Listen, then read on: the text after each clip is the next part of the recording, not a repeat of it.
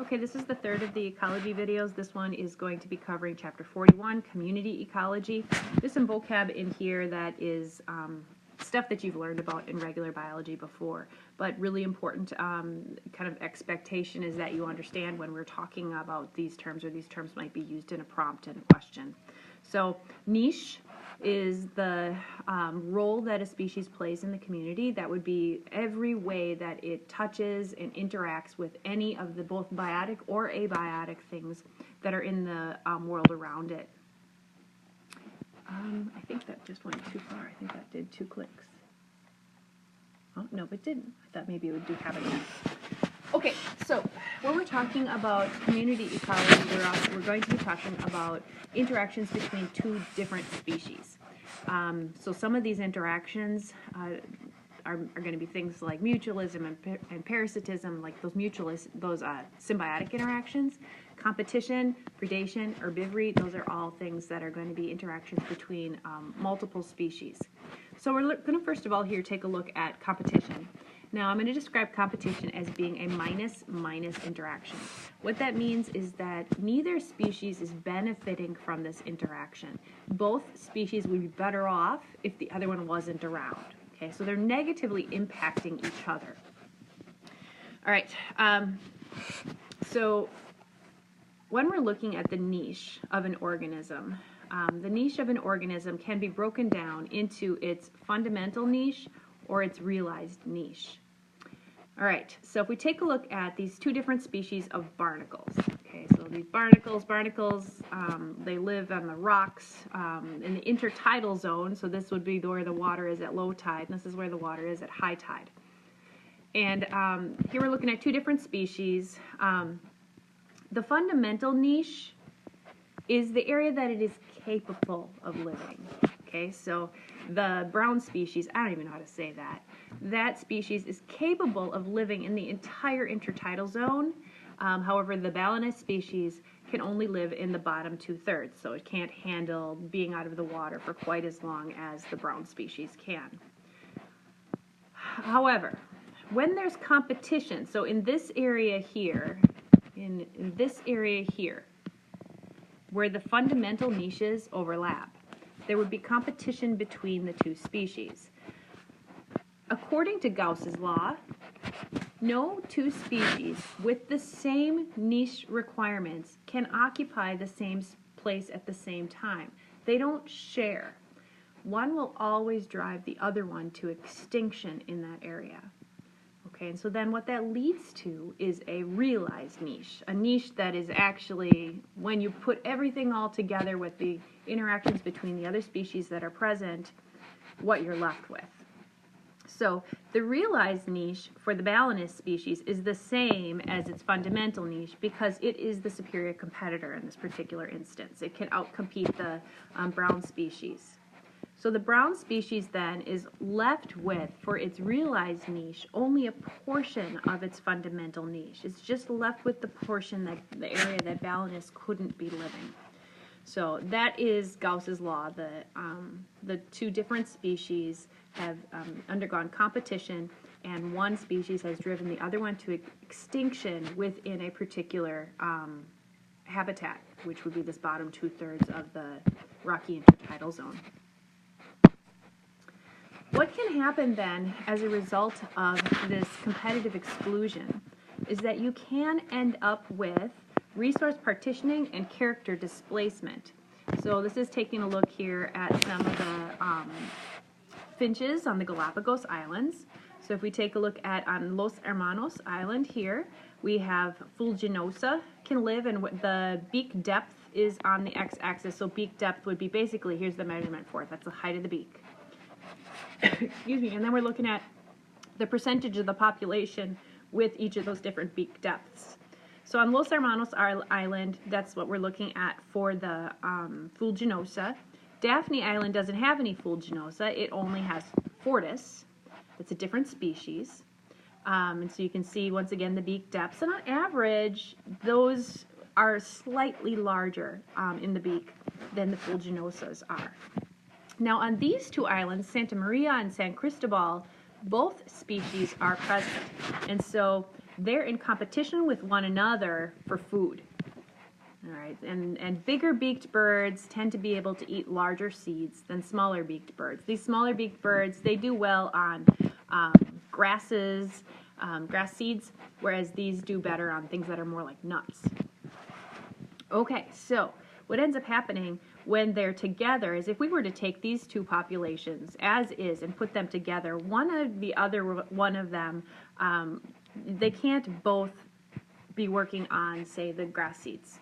Okay, they're going to be working on different sized seeds that are available, and one will drive the other one to extinction within that particular habitat and that particular niche, including what foods it's eating.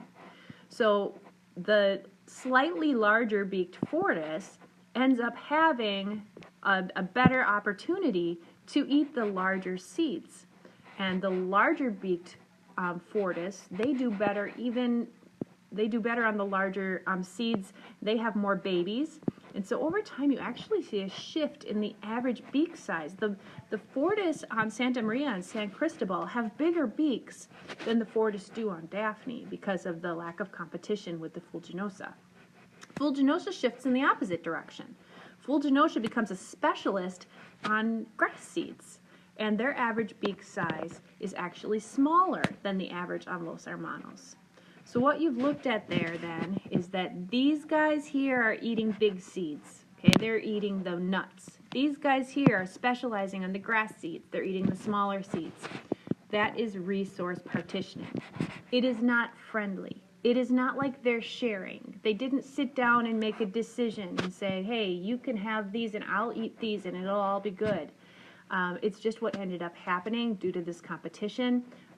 Dog eat dog world, what they were left with is, what those ones that ended up surviving the most. And natural selection, which we'll be learning about soon, drove that population in one direction or in the other. So what this resource partitioning then, kind of in combination, I'm not going to say has led to, but in combination with this competition then has also led to character displacement, which is a different phenotype. Okay, they look different on the different islands. So having this bigger beak for the fortis compared to smaller beaks for Fulginosa, that's character displacement.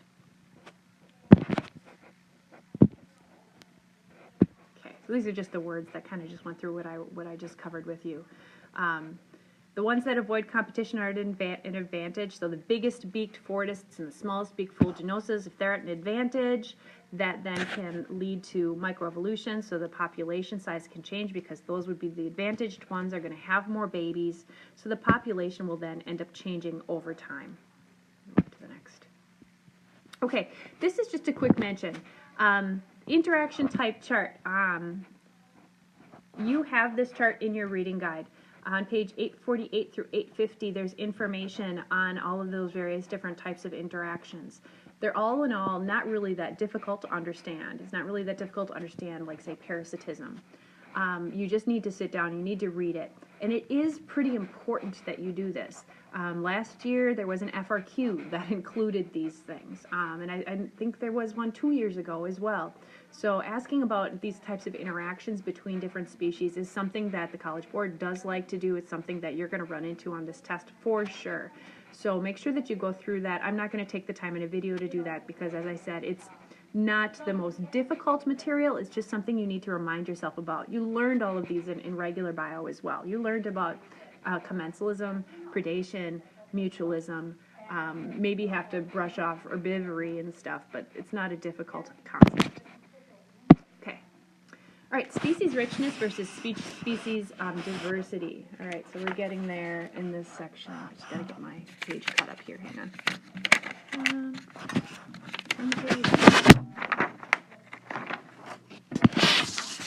Okay, yeah, we are getting here in community ecology.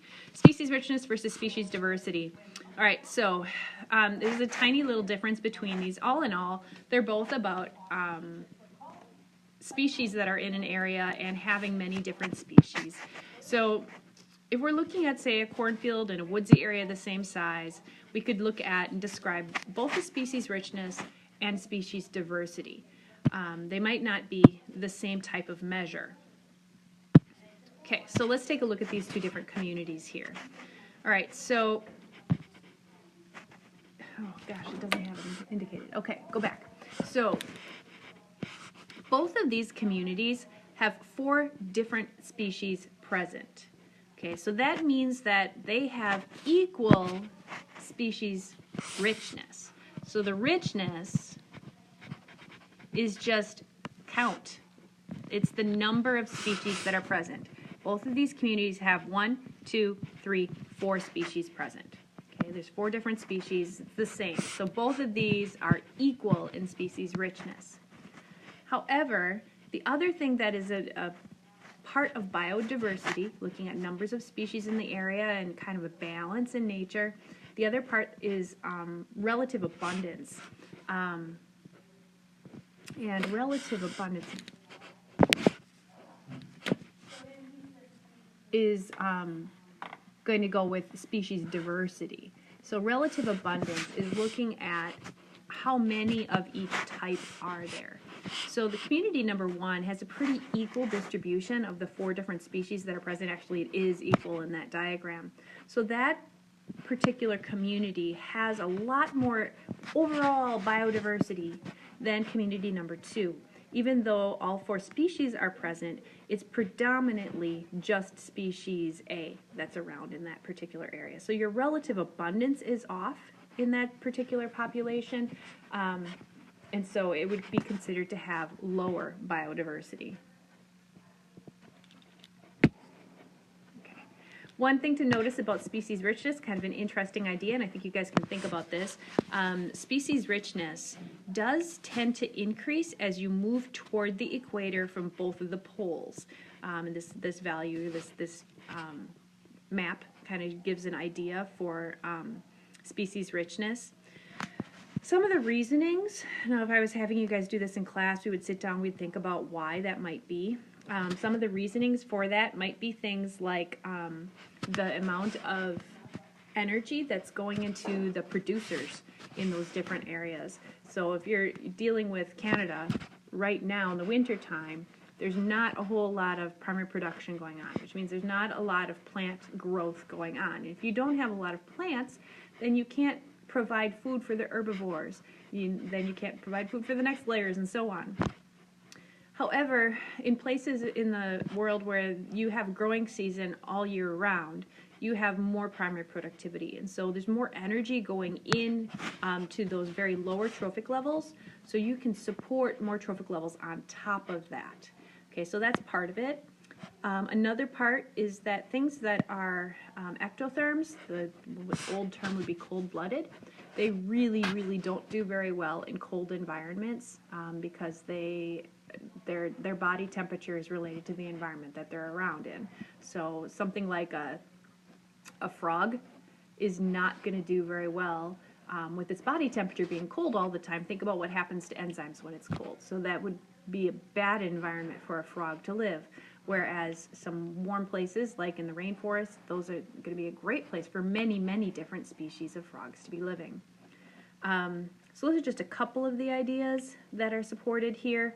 The complexity of the habitat is another piece. I mean, you're talking about the rainforest, there's all kinds of different layers for many different habitats, lots of different areas where many species can be living. So habitat complexity also, and it compounds upon itself. So species richness does increase quite a bit as you move towards the equator from the poles. Okay, so that leaves us with trophic levels. All right, I'm going to have to do another video here because once again we're at, I don't want to make videos that are longer than 15 minutes, that's plenty long. So I'm going to finish up this one on a 4th video.